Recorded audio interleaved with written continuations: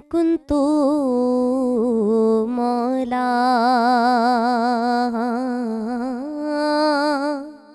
من كنت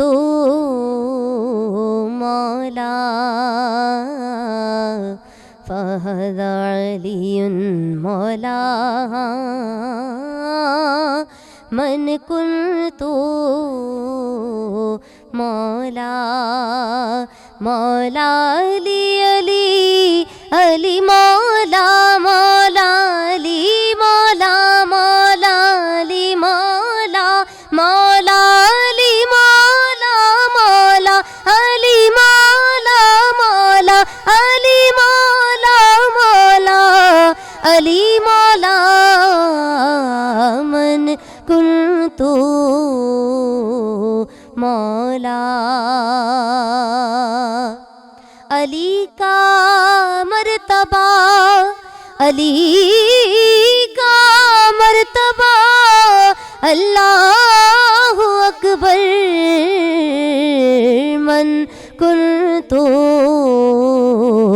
مولا من کنت مولا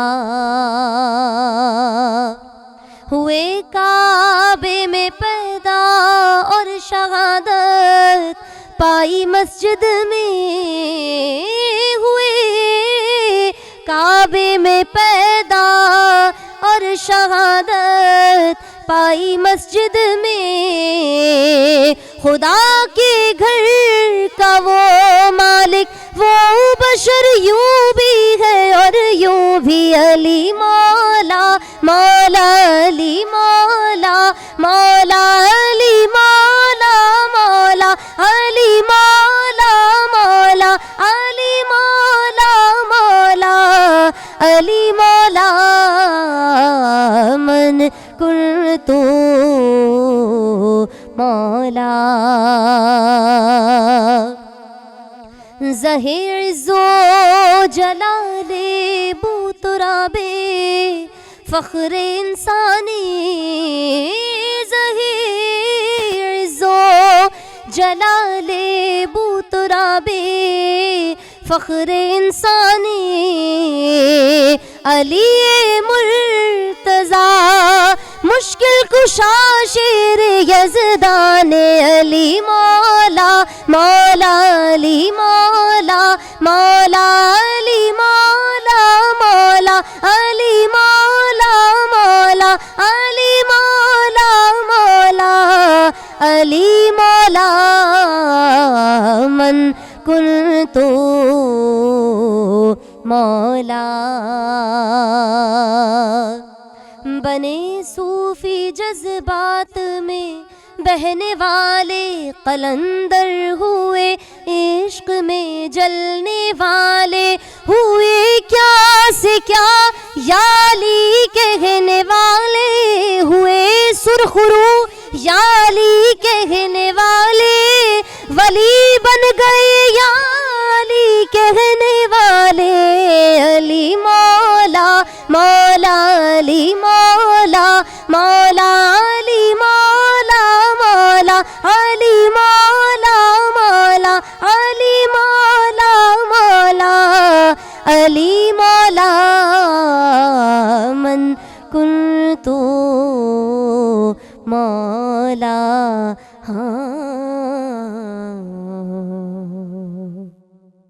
السلام علیکم ناظرین and welcome to Ramzan transmission ماہ رمضان.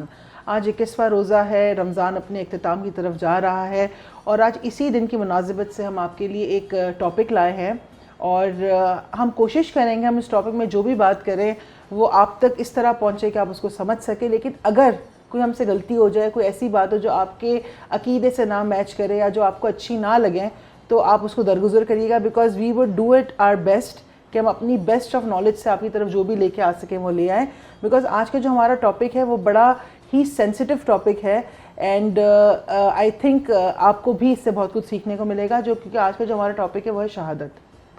اور اس کو سمجھنے کے لیے بھی مجھے لگتا ہے ایک بہت ٹائم چاہیے ہم کو. ہم کوشش کریں گے جتنا بھی ہم آپ کی تک کانٹینٹ لا سکیں, جتنی بھی ہم آپ کی طرف آپ کی جتنی بھی ہم آپ کی طرف بات لا سکیں وہ ہو جو آپ کو سمجھ میں اور آپ کو اچھی لگے. السلام علیکم سر. وعلیکم السلام. کیسے ہیں آپ؟ میں ٹھیک ہوں بیٹا. آج کا جو ٹاپک ہے وہ بہت ہی important as well as I would say important تو ہے ہی ہے لیکن بہت سینسٹیو بھی ہے. اسلام میں مسلمانوں کے لیے ایک بہت اہم سبجیکٹ ہے آج, اور ہم جو بھی کہیں گے ظاہر ہے عالم دین نہیں ہے, ہم سے غلطی ہو معاف کر دیجیے گا. بہت سارے حقائق ہمیں نہیں پتہ, جو علماء کرام ہم سب سنتے ہیں, ہر قسم کی ہم وعظ تقریر مجالس سنتے ہیں, اور میری تو عادت ہے سب کو سنتا ہوں, تو اس میں جو کچھ تھوڑا بہت سمجھ میں آتا ہے اس حوالے سے کچھ بات کریں گے. ہم جو بات کریں گے وہ اس وقت بات کریں گے کہ ہماری جو ذہن میں نفسیات کے حوالے سے ہم بات کریں گے. سر, اسلام میں شہادت کا ایک بہت بڑا مقام ہے, سب سے بڑا مقام شہادت کا ہے, لیکن دیکھا جائے تو آج کل بہت سارے مذاہب ایسے ہیں جو اپنے لوگوں کے آگے, اپنے ان لوگوں کے آگے جن کا کسی حادثے میں انتقال ہو گیا یا کوئی ایسا کام کرتے ہوئے انتقال ہو گیا, اس کے آگے وہ شہید لگا دیتے ہیں. سر, یہ شہادت کو تھوڑا سمجھائیں, شہادت ہے کیا؟ پہلی چیز, شہادت کو سمجھنے کے لیے جہاد کو سمجھنا ہوگا, جہاد کو. اصل میں یہ دین اسلام قیامت تک زندہ رہے گا اس وجہ سے کہ اس کے ساتھ لفظ جہاد رہے گا, اور ہر مسلمان کے دل میں جہاد کا جذبہ ہونا چاہیے. جہاد ہے کیا؟ اسٹرگل کو کہتے ہیں. لفظ جو ہے اس کا مطلب ہے اسٹرگل, کوشش, کاوش کرنا, مطلب محنت کرنا ٹوورڈز این الٹیمیٹ گول, جو آپ کا آبجیکٹیو ہو. صحیح. اب علماء کرام کہتے ہیں جہاد اکبر بھی ہوتی ہے, جہاد اصغر بھی ہوتی ہے. اس کا مطلب ہے کہ کچھ بڑی جہاد ہے, کچھ چھوٹی جہاد ہے. یہ جو جہاد ہے اس کے اندر یہ سمجھنا ہے کہ مثال کے طور پہ ایک تو وہ ہے کہ آج ماشاءاللہ سلام ہے ہماری پاک افواج کو, پولیس والوں کو, پیرا ملٹری کو, اور وہ افراد جنہوں نے قربانیاں دی دوسروں کی جان بچانے کے لیے, حق کے لیے, ملک کی سلامتی کے لیے اپنی جانوں کا نذرانہ پیش کیا. ان ماؤں کو سلام ہے. دنیا میں شاید کسی مذاہب میں ایسی مائیں نہیں ہے جو اپنے بیٹے کے ماتھے پہ بوسہ دے کر کہتی ہے کہ جا بیٹا جا, اور تیری میت واپس آئے گی, میں سرخرو ہوں گی کہ میرا بیٹا نے راہ خدا میں, راہ حق میں اپنی جان دی. ایسی مائیں کسی اور جگہ نہیں ہوتی. یہ دین اسلام میں ایسی مائیں, ایسی بہنیں ہیں, ایسی بیویاں ہیں جنہوں نے اپنے سہاگ کو بھیج دیا جنگوں پر کہ جاؤ تاکہ خدا تم سے خوش ہو, خدا تم سے راضی ہو. تو یہ بہت بڑا سلام ہے ان تمام شہداؤں کو اور ان کے خاندانوں کو. تو ایک جہاد تو یہ ہے کہ آپ جنگ میں گئے, حق کے لیے لڑے, باطل کے خلاف لڑے, آپ نے ظلم کے خلاف لڑے, آپ نے مظلوموں کو ساتھ دیا, جو بھی ہو. اللہ کا پرچم بلند کرنا ہے, توحید کا پرچم بلند کرنا ہے, اس حوالے سے آپ نے جنگ کی اور اس میں آپ شہید ہو گئے. ایک جہاد یہ بھی ہے کہ ایک شخص جو ہے وہ لکھتا ہے ظلم کے خلاف, حق کے لیے لکھتا ہے. ایک شخص ہے جو زبان سے ادا کرتا ہے, تقریر کرتا ہے, بولتا ہے, حق کے لیے بولتا ہے, ظلم کے خلاف بولتا ہے, ناانصافی کے لیے بولتا ہے, مظلوموں کے حق کے لیے بولتا ہے. تو وہ بھی بہت بڑی جہاد ہے. اور وہ جہاد بھی اس لیے بڑی ہے کیسے کئی افراد تاریخ گواہ ہے جنہوں نے ساری زندگیاں پابند سلاسل یعنی جیلوں میں ڈالی, ان کو ساری زندگی جیل میں رہے, اور وہ جیل میں ان پہ ظلم ستم ہوتے رہے, بربریت کی انتہا ہو گئی, ٹارچر کیا گیا ان کو. تو ان کا حال وہ تھا کہ روز مرتے تھے روز زندہ ہوتے, تو وہ بھی انہوں نے برداشت کیا بیکاز حق سبحانہ و تعالیٰ کو وہ پہچانتے تھے اور اس میں ان کا عقیدہ تھا. تو اب شہادتیں بہت ساری ہوتی ہے اس حوالے سے کہ جہاد کیا ہے, جہاد کی کون سی قسم ہے. تو ہم جس شہادت کی آج گفتگو کر رہے ہیں ایسی شہادت اسلام میں بہت ساری ہوئی ہے. جب نبی کریم صلی اللہ علیہ وسلم نے حق کا پیغام لوگوں تک پہنچایا تو ظاہر ہے وہاں پہ دشمن تھے, مخالفت ہوئی, جنگ احد ہوئی, جنگ بدر ہوئی, بہت ساری جنگیں ہوئی. اس کے بعد آج صلی اللہ علیہ وسلم ظاہری دنیا سے, مادی دنیا سے رحلت فرما گئے. پھر اس کے بعد جو بھی خلفاء ہیں انہوں نے بھی اسلام کو پھیلایا, بہت بڑی بڑی جنگیں ہوئی, اور اس طرح بہت ساری شہادت ہوئی. اب میں صرف ایک جملہ, مولا کائنات کو جب ضرب لگی تو ایک جملہ انہوں نے کہا تھا اس وقت, میں اس جملے کو پھر آگے لے کے چلنا چاہتا ہوں. انہوں نے کہا تھا رب کعبہ کی قسم میں کامیاب ہو گیا. یہ بڑا کمال کا جملہ تھا. یعنی اس کا مطلب یہ ہے کہ کامیابی کہتے اسی کو ہے کہ جب انسان کو یقین ہو جائے کہ یہ میری جان جو ہے یہ اس مقصد کے لیے چلی گئی جس مقصد کے لیے میرے رب نے مجھے دنیا میں بھیجا تھا. بیوٹیفل. جان سے زیادہ عزیز کوئی چیز نہیں ہوتی. اور یہ ایک آٹومیٹک میکینزم ہوتا ہے انسان کے برین میں کہ جہاں خطرہ ہوگا جان کا وہ کسی نہ کسی طرح اپنی جان بچائے گا, حفاظت کرے گا, یہ لڑے گا. اور اگر کوئی یہ کہہ دے کہ میں کامیاب ہو گیا, اس کا مطلب یہ ہے کہ ان کو یہ پتہ تھا کہ مجھے یہ اپنی جان کا نذرانہ راہ خدا میں دینا ہے. بالکل. اچھا, اب شہادت کے ساتھ ساتھ ایک تصور موت کا بھی سمجھ لیں. جو شہید ہوتے ہیں یا شہادت کا جام پیتے ہیں, جام نوش فرماتے ہیں, ان کو موت سے ڈر نہیں لگتا. صحیح. تو جس طرح زندگی انسان کو بہت عزیز ہوتی ہے, اسی طرح موت کا ڈر ہر انسان کے اندر ہوتا ہے سوائے شہیدوں کے, ورنہ وہ جاتے ہی نہ شہادت. اچھا, موت کا ڈر از اگین ان بورن. میں نے کچھ سٹڈیز پڑھی, کچھ سالوں پہلے کی بات ہے. کچھ ریسرچ یہ کہتی ہے کہ انسان کو موت, ہر انسان کو موت کا خوف ہوتا ہے. ایک سٹڈی یہ کہتی ہے کہ موت کا خوف اس وقت پیدا ہوتا ہے جب بچہ دنیا میں جب آتا ہے اور وہ سانس لینے کی جو کوشش کرتا ہے, کیونکہ اس کے لنگز میں فلوڈ ہوتا ہے, تو بچے کو الٹا کرتے ہیں تاکہ وہ ڈرین آؤٹ ہو. اس وقت جو ایفرٹ کرتا ہے سانس لینے کی, اس ایفرٹ سے اس کو موت کا خوف پیدا ہوتا ہے. صحیح. دوسرا کہتے ہیں موت کا خوف ان لوگوں میں زیادہ ہوتا ہے جو دنیا سے بہت زیادہ محبت کرتے ہیں, ان میں موت کا ہوتا ہے. اور تیسرا اس لیے موت کا خوف ہوتا ہے کہ موت اننون ہے, اننون ہے. تو یہ اس حوالے سے ہر انسان کو موت کا خوف ہوتا ہے. پر دیکھا جائے کہ اللہ والوں کی محبت رب سے کتنی زیادہ ہوگی کہ یہ موت کا خوف ختم ہو جائے. حضرت علی علیہ السلام کو پتا تھا کہ اس دن میری شہادت ہوگی, کس رمضان کو, رائٹ؟ پھر بھی انہوں نے اپنا روٹین چینج نہیں کیا. انہیں پتا تھا کہ مجھے نماز پر جانا ہے, سب کچھ ہونا ہے. he stayed on the path. He never left the path. He never chose to do something else. ان کو پتا تھا, اور ہمیں نہیں پتا, کہ ہمیں تو نہیں پتا ہماری موت کب آنی ہے, لیکن پھر بھی ہم ہر لمحہ ڈر ڈر کے گزارتے ہیں. انہیں یہ بات پتا تھی, لیکن پھر بھی انہوں نے ہر لمحہ ایک نڈر طریقے سے گزارا. اور ایک ایگزامپل ہے ہمارے لیے بہت بڑی. معیشت الہی نا, ان کو اللہ کی مرضی پتا تھی نا, اللہ کی مرضی ہے کہ میں جام شہادت نوش کروں, اور یہ شخص کی تلوار سے مجھے جام شہادت ہو, یہ شخص ہوگا, اس کا یہ نام ہوگا. اور سب پہلے سے بتا دیا گیا تھا. رسول اللہ صلی اللہ علیہ وسلم نے سب, ظاہر تربیت کس نے کی تھی, سب سے بڑے استاد رسول اللہ صلی اللہ علیہ وسلم اپنے ہاتھوں میں ان کو رکھا تھا اور ان کو پالا تھا. تو اس طرح تربیت حضرت صلی اللہ علیہ وسلم نے کی تھی علی کی. تو مجھے ایک چیز بڑی انٹرسٹنگ لگی. میں نے ایک مولا علی کا ایک کال سنا, کئی سال پہلے کی بات ہے, وہ بعد میں سمجھ میں آیا. علی کا ایک کال ہے, موت زندگی کی حفاظت کرتی ہے. کتنی کمال کی بات ہے. یعنی جب تک وقت نہیں ہوگا آپ کی زندگی کو کوئی خطرہ لاحق نہیں, کوئی کچھ نہیں کر سکتا جب تک موت آپ کے ساتھ ساتھ. تو زندگی کے ساتھ ساتھ یاد رکھیں دوستو, ہر لمحے جب ہم سانس لیتے ہیں موت ہمارے ساتھ ساتھ ہوتی ہے. اسی لیے کہتے ہیں موت کو کبھی نہ بھولو. ٹھیک. اب دعا خدا سے یہ کرنی چاہیے کہ پروردگار موت باعزت ہو, موت ایسی ہو کہ جس کے اوپر میرا رب راضی ہو, ایسی موت کی تمنا کرنی چاہیے. ہم ابھی جا کے دیکھیں گے آغا عباس صاحب کا سیگمنٹ. ہم جب واپس آئیں گے تو ہم ڈاکٹر موئی سے بات پوچھیں گے کہ کیا نفس کے خلاف جہاد ہوتی ہے. So keep watching. بسم اللہ الرحمن الرحیم.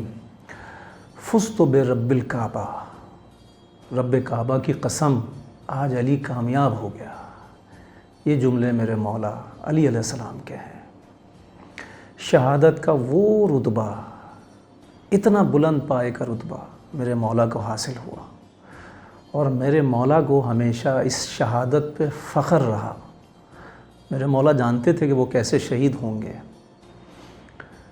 وہ مولا علی علیہ السلام جو اپنے قاتل کو, سوتے ہوئے قاتل کو جگا کے جائے کہ اٹھ, تجھے کیا آج فجر کی نماز نہیں پڑھنی ہے؟ تو ابن ملجم ایک دم گھبرا کے اٹھا. اس نے کہا جی, وہ تو سو رہا تھا, بے خبر سو رہا تھا. مولا جانتے تھے کہ یہ میرا قاتل ہے اور یہ مجھ پر ضرب لگائے گا, تو مولا نے اپنے قاتل کو بھی جگایا. وہ روایت, وہ تاریخ رقم کی ہے مولا نے کہ اس کی مثال کہیں پر بھی نہیں ملتی. مولا نے اپنے قاتل کو جگایا, اس کو نماز کے لیے اٹھایا, اور پھر جب مولا نماز پڑھا رہے تھے، سجدے میں تھے، تو یہ ملعون ابن ملجم اس نے چھپ کر بزدلوں کی طرح سے مولا پر وار کیا، چھپ کر پیچھے سے ضرب لگائی مولا کے سر اقدس پر۔ جیسے ہی ضرب لگی تو مولا کے یہ جملے مولا کے لب اقدس سے ادا ہوئے ہیں، فزت برب الکعبہ، رب کعبہ کی قسم آج علی کامیاب ہو گیا۔ یہ وہ شہادت تھی کہ جس پر آسمان خون رویا ہے، یہ وہ شہادت تھی جس پر کائنات روئی ہے، چونکہ آسمانوں میں مولا کائنات کو خلق خدا اتنی محبت مولا متقیان سے کرتی تھی، وہ کرتی ہے، وہ کرتی رہے گی۔ تمام آسمانوں میں جتنی مخلوق خدا آباد تھی سب اس وقت گریہ وزاری کرنے لگے۔ چاند سورج نے مولا کائنات کی شہادت پر گریہ وزاری کی ہے۔ آج چونکہ اتنا غم کا دن ہے، میرے مولا کی شہادت ہے، اور میرے مولا کی شہادت پہ یقیناً آپ سب کو پتہ ہوگا کہ کوفے کی مسجد میں جس طریقے سے فجر کی نماز میں وہاں نماز ادا ہوتی ہے، اور اس کے بعد وہ کیا گریہ وزاری وہاں پر کی جاتی ہے، اور بہت سارے مومنین پاکستان سے، پوری دنیا سے وہ ایک لمحے کی حاضری چاہتے ہیں کہ جب میرے مولا کو ضرب لگی وہ گریہ مولا کے حضور اللہ رب العزت کی بارگاہ میں پیش کرنا چاہتے ہیں۔ اور یقیناً وہ رقت آمیز لمحے ہر کسی کی قسمت میں، ہر کسی کے حصے میں نہیں آتے ہیں۔ خوش نصیب ہیں وہ لوگ جو اس وقت مولا کی بارگاہ میں حاضر ہوتے ہیں۔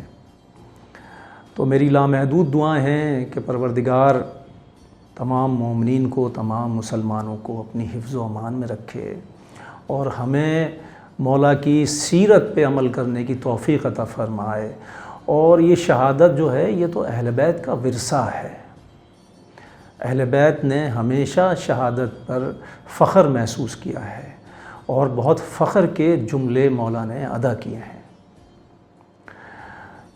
تو پروردگار ہمیں اہل بیت کے نقش قدم پہ چلنے کی اور ان کی سیرت پہ عمل کرنے کی توفیق عطا فرمائے۔ اور جیسے کہ آج 21 رمضان ہے، اس کے حوالے سے میں یہ بھی عرض کروں کہ افطاری کے اندر بہت زیادہ خوش رنگ چیزوں کا، خوش ذائقہ چیزوں کا اہتمام نہ کریں، کیونکہ آج مولا کی شہادت ہے۔ جتنا سادگی سے آپ روزہ افطار کر سکتے ہیں وہ آج کیجیے۔ ویلکم بیک ناظرین، اور ہم اپنی گفتگو کو جاری رکھیں گے، اور میں ڈاکٹر موئی سے سوال واپس سے پوچھوں گی جو میں چھوڑ کے گئی تھی کہ اس سے نفس کے خلاف کیا جہاد ہو سکتی ہے؟ عروج، اصل جہاد نفس کے خلاف ہی ہوتی ہے۔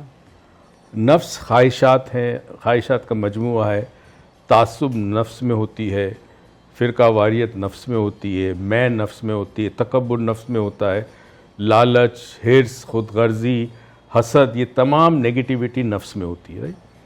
ہم نے ایک دفعہ میرے خیال میں شاید رمضان کی ٹرانسمیشن میں بتایا تھا کہ ہمارا وجود کے 3 حصے، ایک ہمارا جسم ہے جو کہ ختم ہو جائے گا، اور پھر اللہ تعالیٰ اسے واپس جوڑے گا، اور پھر انسان واپس بیدار ہوگا روز محشر۔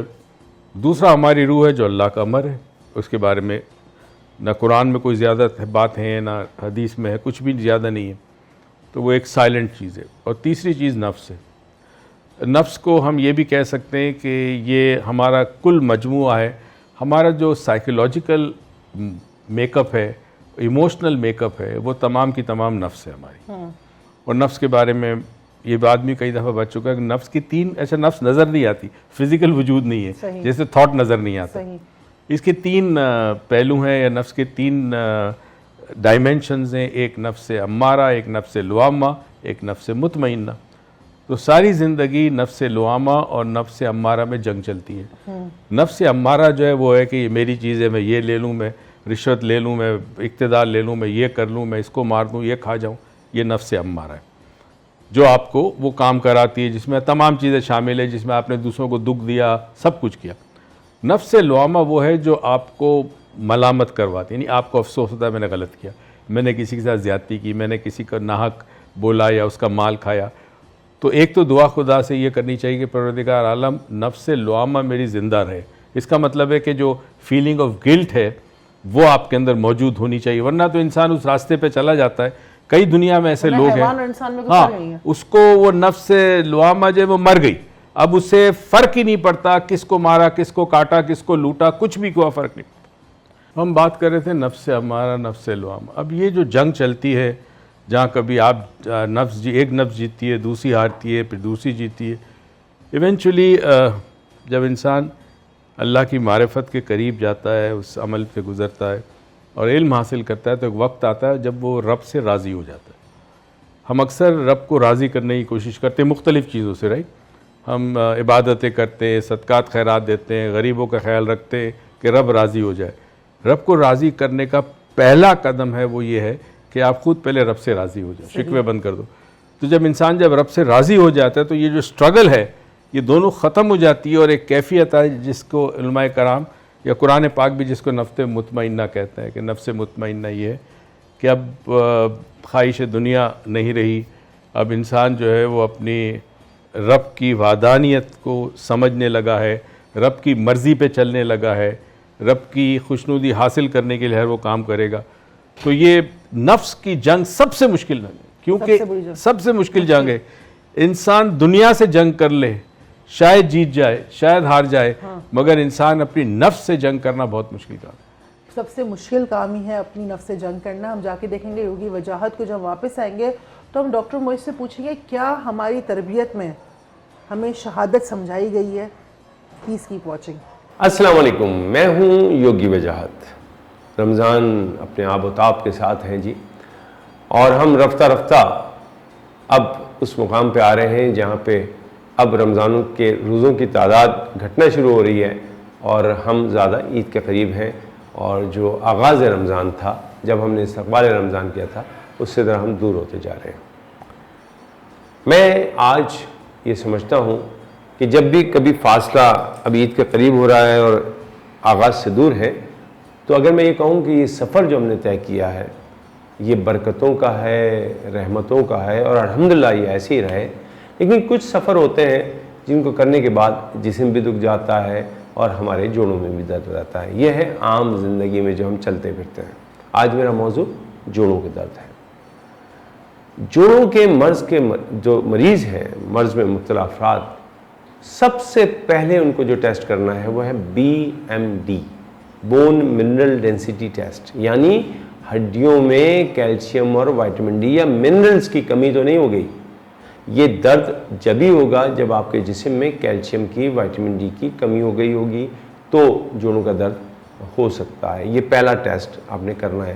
اس کے علاوہ جو بھی آپ کا آرتھوپیڈک ہے، ڈاکٹر ہے، اس کے مشورے پہ عمل کیجیے.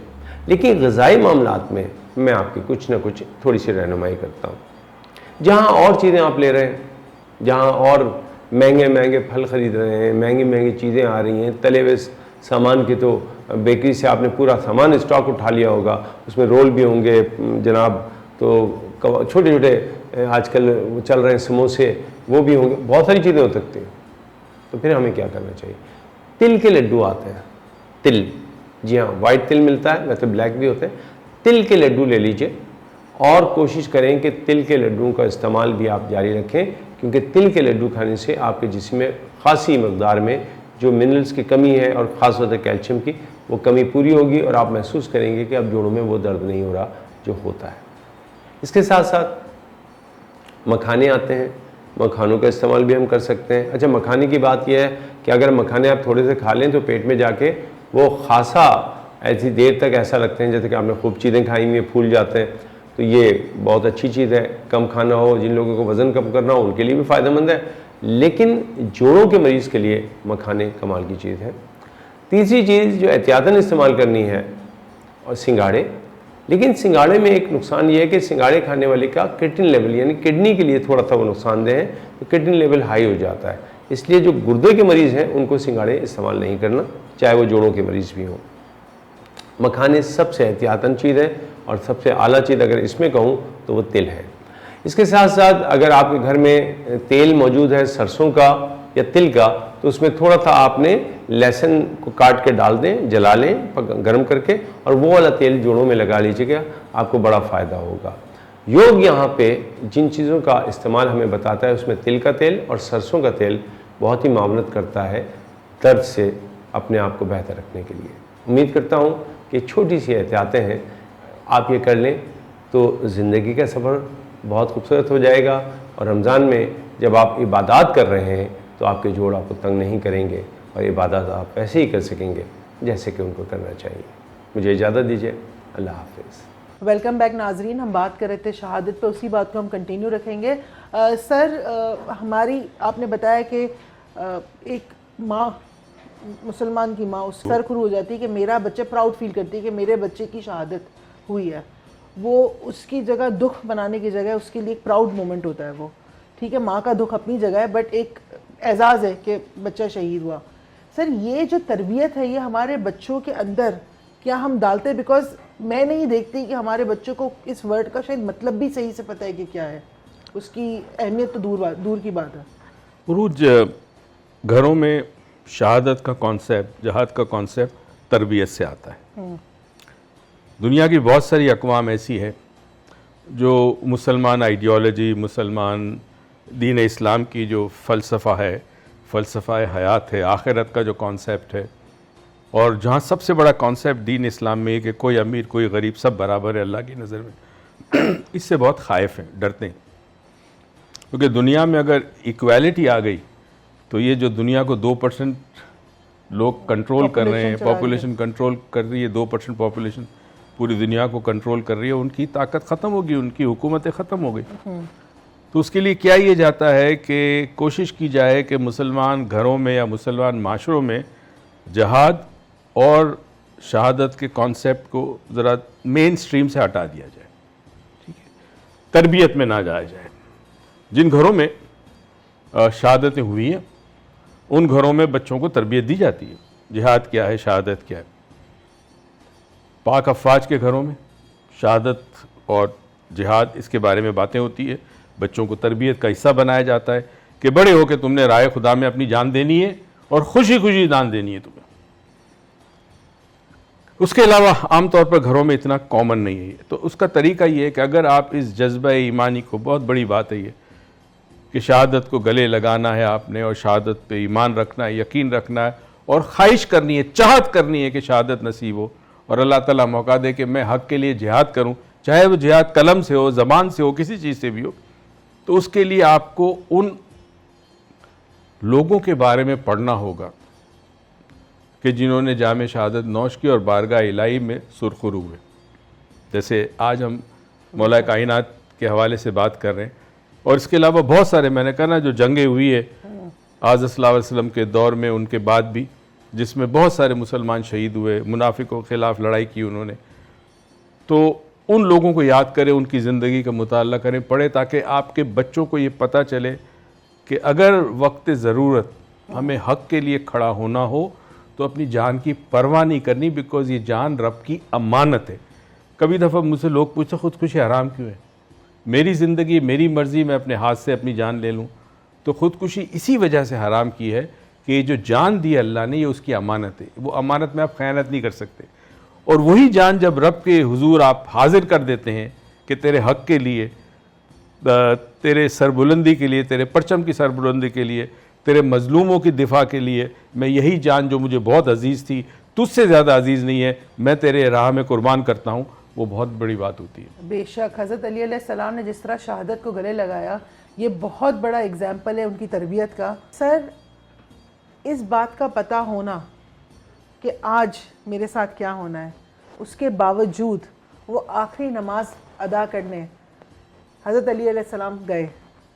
सर, इसके बारे में कुछ बताइए। जब अली निकले, घर से निकल रहे थे, तो बेटी ने, बीबी ज़ैनब ने बाबा को रोका कि बाबा आज मेरा दिल घबरा रहा है, आप ना जाएं आज। तो अली ने कहा मुझे जाना होगा। अच्छा, उनके घर में बतखें थी, तो बतख ने जो अबा है ना, उसका दामन, अबा कहेंगे, अबा का दामन पकड़ लिया, जैसे कह रही हो कि ना जाओ। मौला ने कहा कि इसको पानी पिला दो। अच्छा, मौला को पता था कि आज मुझे जाना है और जो मेरे रब की मर्ज़ी कि मुझे आज नमाज अदा करनी ही करनी है। जाके वो इब्ने मुलजिम जो थी, वो लेटा हुआ था, उसको उठाया कि उठ, नमाज का वक्त हो गया। تو مولا کو پتہ تھا کہ یہ شخص جو میرے سر پہ تلوار کا وار کرے گا، مگر نماز ادا کرنی تھی۔ آپ دیکھو اس نماز کی اہمیت، ایک تو اس واقعے سے مسجد کوفہ سے، اور ایک اس کی اہمیت کہ نماز کتنی اہم ہے، کسی صورت میں معاف نہیں ہے، کربلا میں نماز کے لیے جب لڑائی کے دوران جب نماز کا وقت آیا اور دونوں طرف سے اذانیں ہوئی، اور میں اکثر سوچتا ہوں کہ یزیدی فوج میں بھی بہت سارے ایسے لوگ تھے جو جانتے تھے، اچھی طرح جانتے تھے کہ یہ کون ہے، یہ شہزادہ کون ہے۔ جب جنگ کے دوران نماز کا وقت ہوا تو ظاہر ہے دونوں طرف نماز پڑھی گئی، اور یہاں والے جانتے تھے کہ وہ شہزادہ کون ہے اور خاندان رسالت ہے وہ، پھر بھی خیر، مگر دیکھیں اس حالت میں یہاں سے تیر برسائے گئے تو کئی رفقا جو ہے انہوں نے نماز لوگوں کو پڑھتے ہوئے انہوں نے ڈھال بنائی، اپنی ڈھال رکھی تاکہ نمازیوں پہ تیر نہ لگے، اس میں کچھ شہید بھی ہو گئے۔ تو اس وقت بھی نماز ادا کی، اور آخری سجدہ بھی پروردگار کی بارگاہ میں کیا امام حسین نے جو آخری سجدہ کیا، جس کے بارے میں شاید مجھے پتہ نہیں یہ شعر اس حوالے سے بیٹھتا ہے کہ نہیں بیٹھتا، میں نے کچھ سالوں پہلے سنا تھا، ایک وہ سجدہ جسے تو سمجھتا ہے گرا، 1000 سجدوں سے آدمی کو دلاتا ہے نجات۔ یعنی ایک سجدہ جسے تو معمولی سمجھتا ہے وہ سجدہ ہے جو ہزاروں سجدوں سے بڑا ہے وہ، تو وہ سجدہ بھی اگین اللہ کی عبادت تھی۔ اس وقت تو ظاہر عصر کا وقت ہو رہا تھا جب شہادت ہوئی امام حسین کی، تو یہ شہادت بھی ہے، یہاں بھی آپ ایک مثال قائم کر گئے کہ جی کسی حالت میں بھی نماز نہیں چھوڑنی۔ مجھے یاد ہے اماں جی، میری اماں والدہ بتایا کرتی تھی جب ہم چھوٹے تھے کہ بیٹا اگر سپوز کرو آپ پانی کے جہاز میں سفر کر رہے ہو اور جہاز تباہ ہو گیا اور آپ ایک تختے پر بیٹھے ہو پانی میں، چاروں طرف پانی ہے، اور اس وقت آپ کو لگتا ہے کہ نماز کا وقت ہو گیا، ظاہر اذان تو نہیں آ سکتی، سورج کو غروب ہوتا دیکھو تو اشارے سے بھی نماز پڑھنی ہوگی آپ کو۔ ایون اگر آپ بیمار ہو بستر پہ ہو تو ٹھیک ہے، اشارے سے نماز نہیں چھوڑنی۔ یہ بارگاہ الہی میں جو حاضری ہے، یہ حاضری آپ نے دینی ہی دینی ہے۔ تو آپ دیکھیں کہ تمام ایسی بہت ساری مثالیں تھیں، بہت ساری جنگوں میں ایسی مثالیں ہوئی ہیں کہ لوگوں نے نماز نہیں چھوڑی۔ تو یہاں کربلا والوں نے بھی نماز نہیں چھوڑی، بھوکے پیاسے 3 دن کے۔ تو میرے خیال میں ہمارے آج کے دور میں نماز سے ہم دور ہیں۔ میں کئی دفعہ دیکھتا ہوں بس جمعہ پڑھ لیا، بس جمعہ پڑھ لیا، باقی 6 دن ہو گئی پوری، نماز تو آپ نے پڑھنی ہے، روز پڑھنی ہے، مرتے دم تک پڑھنی ہے۔ سر یہ نماز کی اہمیت یہ تربیت ہی تو ہے نا؟ بالکل ہے تربیت۔ دیکھیں نا، کائنات کا سب سے بڑا معلم، سب سے بڑا استاد حضرت صلی اللہ علیہ وسلم، انہوں نے تربیت کی، بے شک علی کی تربیت کی، اپنی بیٹی فاطمہ کی تربیت کی، اور اسی طرح اپنے نواسوں کی بھی تربیت کی۔ تو یہ جو تربیت ہے یہی تو سب کچھ ہے۔ اب گھر میں اگر ماں باپ خود نماز کے پابند، اچھا پابندی نماز سے مراد صرف ریچولسٹکلی نماز نہیں پڑھنی، یہ اٹھک بیٹھک نہیں ہے، نماز کچھ اور ہے۔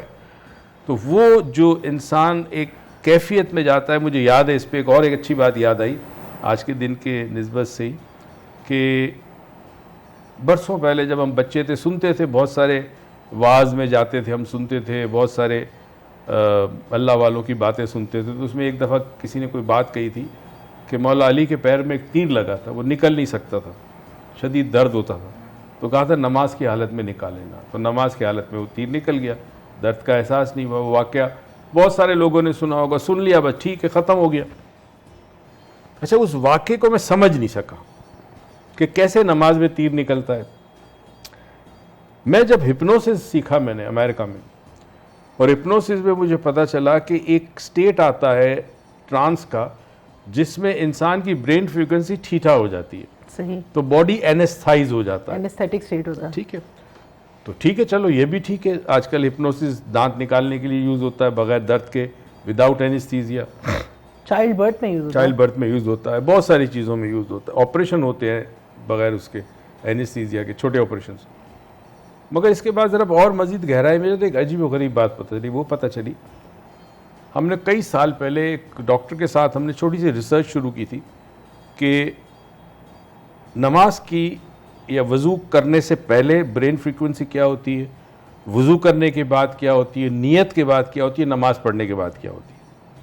تو ہمیں بڑی اسٹرینج چیز لگی کہ نماز پڑھنے سے پہلے، وضو کرنے سے پہلے اگر بیٹا ہے تو وضو کے ساتھ ہی برین فریکوینسی نیچے آنا شروع ہوتی ہے، واو، اور نیت اور نماز پڑھنے کے بعد جو ہے وہ برین فریکوینسی کچھ دیر الفا میں ہوتی ہے اور پھر واپس بیٹا میں آ جاتی ہے. تو اتنا پتہ چلا کہ نماز میں جو ذہن بھٹکتا ہے ہمارا وہ اس وجہ سے بھٹکتا ہے کہ نماز میں ہماری جو بیٹا فریکوینسی اس سے ہم الفا میں چلے جاتے ہیں. تو یہاں تک بھی سمجھ میں آیا. پھر میں ذرا گہرائی میں اسٹڈی کی تو مجھے پتہ چلا کہ اگر نماز میں تھیٹا لیول پہ آ جائے تو تیر نکالا جا سکتا ہے. پہلے تو یہ سمجھ. اس کا مطلب ہے کہ مولا کائنات جب نماز پڑھتے تھے تو وہ تھیٹا چلا جاتی تھی برین فریکوینسی. اچھا اب مزید میں نے گہرائی کی کہ بھائی اس سے مزید کیوں تھیٹا میں ہو جاتی ہے. تھیٹا وہ برین فریکوینسی ہے کہ جس میں آئی کا کانسیپٹ ختم ہو جاتا ہے. بیوٹیفل.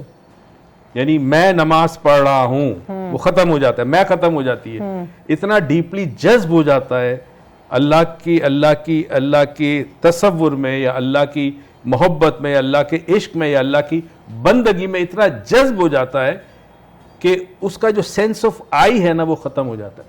اچھا اب اس نماز کی ہمیں اہمیت سمجھو. اس پہ میں لانا چاہ رہا تھا کہ نماز میں معبود موجود ہو, پروردگار موجود ہو, مگر نمازی کا آئی یعنی آئی نہیں ہونی چاہیے, اس کی آئی ختم ہو جائے تبھی وہ نماز ہے. آپ اکثر ایک بات کہتے ہو آپ کے تھرسڈے لیکچرز میں, جو انشاءاللہ رمضان کے بعد ہم فزیکلی بھی اس کو اپنے آفیسز میں ہوں گے ہمارے جس طرح ہوتے تھے, آپ اس میں ایک بات کرتے ہو کہ سجدے میں سر تو جھکتا ہے لیکن سر والا نہیں جھکتا. یہی میں کہہ رہا تھا کہ اگر آئی ہوگا تو آپ تو جھکتے ہیں مگر وہ آئی نہیں جھکا. لیکن مولا کائنات مطلب میں یہ سمجھاؤں, یہ میری ناقص رائے ہے, میں ظاہر ہے عالم دین نہیں ہوں, مگر یہ تمام چیزیں جو علوم میں نے سیکھے ہیں NLP ہپنوسس, اس سے دین کو سمجھنے میں بڑی مطلب زیادہ گہرائی میں جاتا ہوں. تو میں نے کہا کہ یقیناً یہ جو اللہ والے ہوتے ہیں لوگ ہوتے ہوں گے, تو ظاہر مولا کائنات کے بارے میں کہتے ہیں کہ تمام صوفیوں کے استاد, یہ پورا سلسلہ جو صوفیزم کا شروع ہوا ہے وہ ایکچولی مولا علی سے شروع ہوا ہے. تو جب صوفیوں کے سردار ہیں, تمام اس قسم کے علوم کے ماہر ہیں, تو اس کا مطلب ہے کہ اتنی گہرائی میں جاتے ہوں گے کہ وہ تیر نکل گیا تو اپنی ذات کے ہونے کا جو آئی ہے, میرا نام یہ, میری یہ تعلیم, وہ سب ختم ہو جاتا ہے. تو انسان ضم ہو جاتا ہے. جیسے ہمارے گروجی نے بڑی خوبصورت بات کہی تھی ایک دفعہ کہ جب آپ بتایا تھا, انہوں نے ایک مراقبے کی قسم بتائی تھی کہ انسان جب ایک سیب پر مراقبہ کرتا ہے تو ایک وقت آتا ہے جب وہ سیب بن جاتا ہے. اس سے مراد یہ کہ آپ کی اپنی ذات فنا ہو جاتی ہے. تو یہ جو کانسیپٹ ہے فنا کا بھی یہ بڑا امپورٹنٹ ہے. فنا فزیکلی فنا نہیں ہوتا, انسان اپنی مرضی, اپنی خواہش, اپنی نفس کو ختم کر دے وہ فنا ہو گیا. فنا اور بقا کا وہ سٹیج اگر ہم ایز اے مسلم حاصل کر لیں تو کیا ہی بات ہے. ہم جا کے دیکھیں ڈاکٹر موئز کی ایک ہیبٹ, جب واپس آئیں گے تو اس میں مزید بات کریں گے.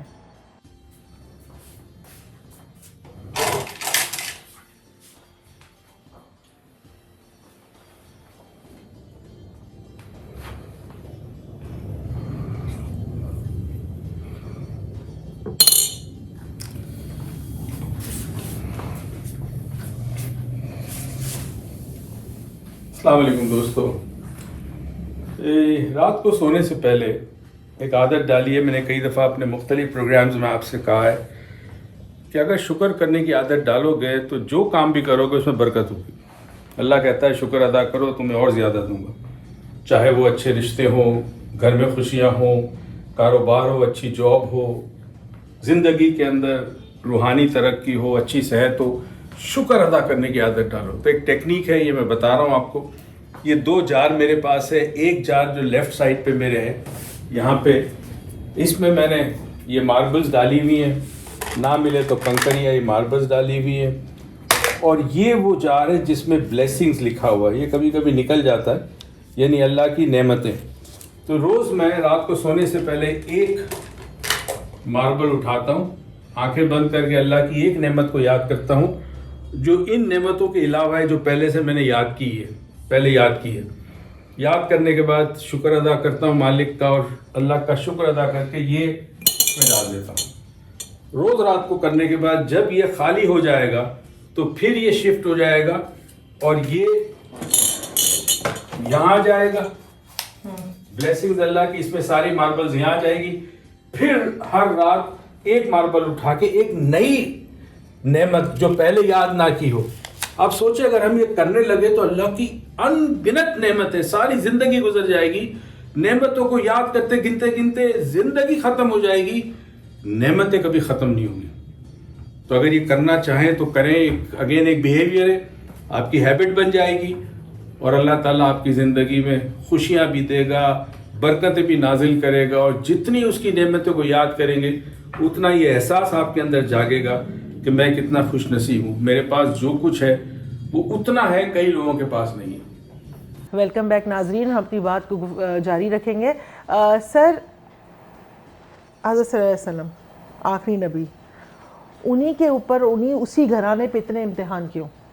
دیکھیں، جو شخص بھی حق کے راستے پہ چلے گا، سچائی کے راستے پہ چلے گا، خدا کی سمت قدم بڑھائے گا، تو امتحان آتے ہیں دو قسم کے۔ ایک تو نبیوں پہ تو شیطان تنگ نہیں کرتا، شیطان اس کے ماننے والوں کے اوپر تنگ کرتا ہے، ان کو اثر کرتا ہے، زیر اثر کرتا ہے، مگر نبیوں کو تو اللہ امتحان دیتا ہے، بیکاز اللہ ان سے بہت پیار کرتا ہے۔ یاد رہے، جس سے پیار کیا جاتا ہے اس سے امتحان لینے کے بعد اس کو وہ مقام بھی دیا جاتا ہے جو کسی اور کو نصیب نہیں ہے۔ اچھا، اللہ جانتا ہے کہ میرا یہ نبی، میرا یہ رسول اس امتحان میں پاس ہوگا، وہ جانتا بھی ہے، ٹھیک ہے۔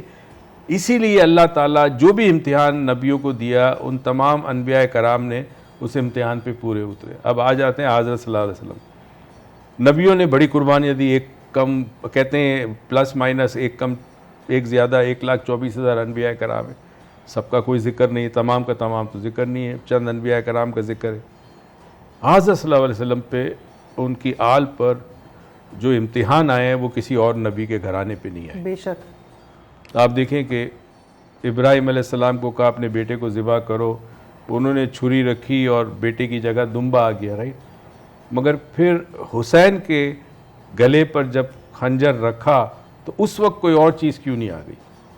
یعنی وہاں وہ قربانی مطلوب تھی رب کو، کیونکہ کسی اور نبی نے یہ قربانی نہیں دی۔ تو جب حضرت صلی اللہ علیہ وسلم کو اللہ نے زمین پر بھیجا، یعنی دنیا میں بھیجا، ظاہر ہے جہاں پہ بھی تھے اللہ کے پاس یہاں بھیجا، تو اس کے بعد جو ان کی اولاد ہوئی اور آل آئی، اور پھر جو رشتے آئے، ان تمام پر جو امتحان ڈالا گیا وہ اس لیے ڈالا گیا کہ ان کے علاوہ کوئی اور امتحان پاس کر ہی نہیں سکتا تھا۔ کسی میں نہ ہمت تھی، نہ جرت تھی، نہ ایمان کا وہ مقام تھا، کوئی بھی نہیں کرتا۔ ہم تو کبھی کبھی سنتے ہیں واقعات تو حیران ہو جاتے ہیں۔ ایک دفعہ مجھے مولا کائنات کا ایک واقعہ یاد آیا، جگہ کا مجھے نہیں پتا کون سے شہر میں تھا، مگر وہ مسجد کے باہر امام حسن اور امام حسین جو تھے وہ لوگوں کو کھانا کھلا رہے تھے، جو فقیر تھے یا غربا تھے یا مسکین تھے یا مسافر تھے۔ ایک شخص آیا، اس نے انہوں نے کھانا کھلایا، اس نے کہا ایک کام کریں، وہ سامنے مسجد کے اس طرف ایک شخص بیٹھا ہے، وہ جو کا آٹا منہ میں ڈال کر پانی پی رہا ہے، تو اس کو بھی بلا لے، یا میں کہیں تو میں کھانا لے کے اس کے پاس چلا جاؤں۔ تو دونوں شہزادوں نے کہا کہ یہ جو دسترخوان ہے نا، یہ انہی کا ہے۔ تو یہ کون کرتا ہے؟ مطلب جن کے پاس اللہ نے بادشاہت دی ہو، اور وہ پھر جو کا آٹا منہ میں ڈال کر پانی پی، اور کہتے ہیں آئی تھنک حضرت عمر کی بات ہے یا کس کی بات ہے، میں نے سنی تھی کہ وہ جو روٹی مولا علی کی تھی وہ اتنی سخت ہوتی تھی کہ گھٹنوں سے توڑ نہیں سکتا تھا، خالی علی توڑتے تھے، اس کو پانی میں بھگو کے کھاتے تھے۔ تو وہی تھا کہ اللہ نے پھر چنا بھی ایسے لوگوں کو جن کو پتہ تھا کہ یہی امتحان میں پاس ہوں گے۔ اور پھر یہ دیکھنا، آپ نے یہ سمجھنا ہے کہ قربانیاں سب سے زیادہ رسول اللہ صلی اللہ علیہ وسلم اور ان کے خاندان نبوت نے کیوں دی؟ اس لیے دی کہ یہ دین کو قیامت تک موجود رہنا ہے، اس دین کو امر رہنا ہے۔ تو دین کو جب ہمیشہ ہمیشہ رہنا ہے تو ان یوزول قربانی دی جاتی ہے۔ آپ دیکھیں 72 کا ایک قافلہ تھا، سارے کے سارے شہید ہو گئے، بظاہر ہزاروں کا لشکر، لاکھوں کا لشکر بظاہر جیت گیا، مگر آج ان کو کوئی یاد نہیں کرتا، آج ان کو یاد 72 کو یاد کرتا ہے۔ اور چاہے سنی ہو، شیعہ ہو، کوئی بھی ہو، جو بھی مسلمان ہے، اور مسلمان کے علاوہ غیر مسلم بھی اس قربانی کو سراہتے اور کہتے ہیں کہ حق کے لیے اتنی بڑی قربانی ہسٹری کے اندر کسی نے نہیں دی۔ جب شہادت کی بات کرتے ہوئے سب جو ڈسکشن ہوتا ہے تو سمجھ نہیں آتا کہ آگے بات کس طرح بڑھائی جائے اور کیا ایسی بات ہو۔ جا کے دیکھیں گے ڈاکٹر موئی سے گولڈن ورڈز، ہم واپس آئیں گے تو ہم مزید اس پہ بات کریں گے۔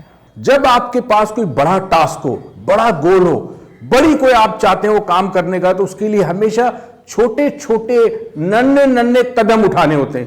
ہم فوراً سے جمپ کرتے بڑی چیز پہ.